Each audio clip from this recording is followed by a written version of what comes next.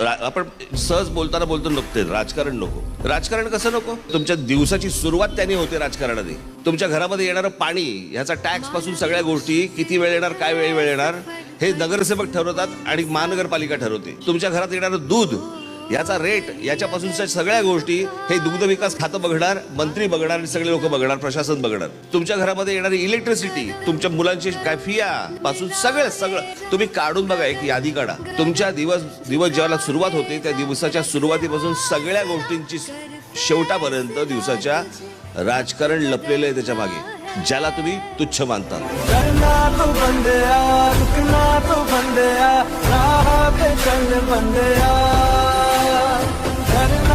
बंदया, रुकना तू बंदया, राह पे चल बंदया.